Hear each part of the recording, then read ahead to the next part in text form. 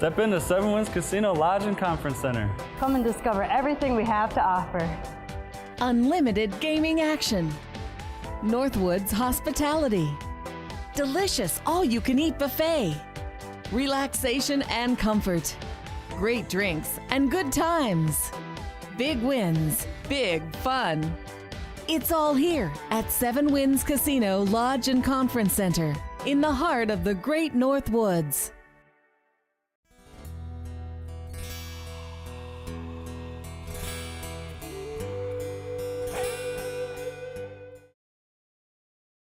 Hello, I'm Kimberly, and welcome to the NAVE News Update. It's Friday, August 24th, and many of the stories you hear here can be found at IndianCountryNews.com. And here's the news for today from the Associated Press and other Native news sources. Federal and tribal officials were in Sioux Falls, South Dakota, August 21st and 22nd to discuss violence against Native American women. Topics of the two-day conference included strengthening federal law enforcement efforts to crack down on domestic violence, dating violence, sexual assault, stalking, and sex trafficking. Officials said this is a major issue across the nation, but especially on tribal land where Native American women are subject to violent crimes at a much higher percentage than non-Native. Officials also talked about federal administration of tribal funds and programs established under the Violence Against Women's Act. On August 23rd, Boston Celtics star Kyrie Irving was given his Lakota name, Little Mountain, by the Standing Rock Sioux tribe. Wearing a traditional ribbon shirt, Irving stood on a buffalo robe and was prayed over by tribal elder Vernon Ironhorse.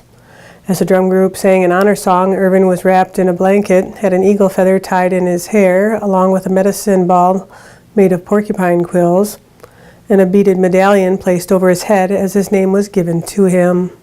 Irving's oldest sister, Asa, was also part of the ceremony and was given the Lakota name Buffalo Woman.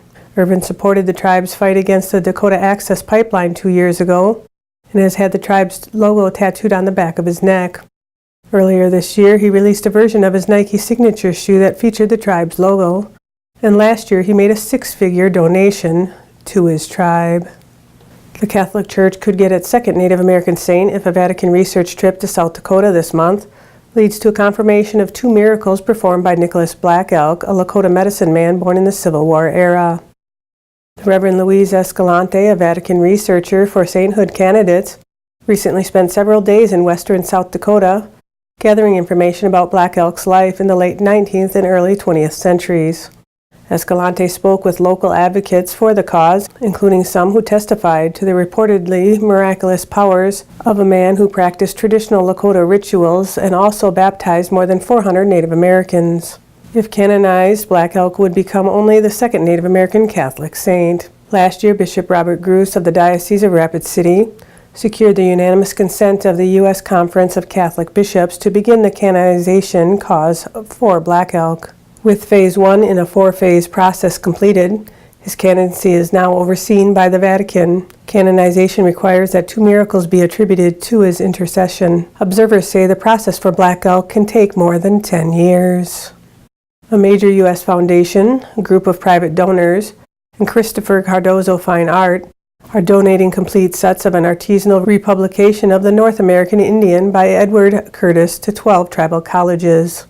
The donations include several hundred contemporary Curtis photographs and a curated digital collection of materials originally created by Edward Curtis for his landmark photoethnographic publication. With an aggregated value of over $500,000, the donation is being made in recognition of the 10,000 Native Americans who collaborated in the creation of the original publication, and to support current efforts by Native American people to reconnect with their history, culture, and traditions. The North American Indian by Edward Curtis was the most ambitious and expensive ethnophotographic project ever taken. Championed by Theodore Roosevelt and with early patronage by J.P. Morgan, Curtis traveled the continent from 1905 to 1930, creating 40 to 50,000 negatives, over 1,000 wax cylinder recordings, and filming the earliest footage of Native American Indians. The 2,500,000 words of text provides rare and valuable historic and cultural information. For more information, you can check out edwardcurtis.com. Eleanor Spears Dove, who recently celebrated her 100th birthday, is believed to be Rhode Island's oldest living Narragansett. On September 6th, she will receive a Lifetime Achievement Award during the Tamaquag Museum's 60th Anniversary Indigenous Cultural Celebration.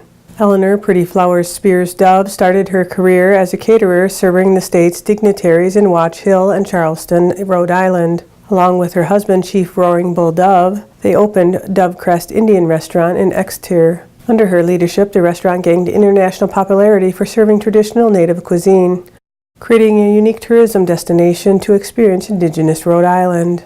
As head chef, Eleanor received congressional recognition for her award-winning recipes, including the infamous raccoon pie. Eleanor used her entrepreneurial success to create and mentor opportunities for other Indigenous people, artists, and female entrepreneurs. She served on numerous philanthropic and community committees like March of Dimes, Business Professional Women, Tribal Education, and Narragansett Indian Church boards. She even provided a space for Tamaquag Museum when it relocated to Dovecrest in 1969, where it has since made its home. And that's another roundup of news from Indian Country on this edition of the Native News Update. I'd like to thank you for joining me, and have a grand day.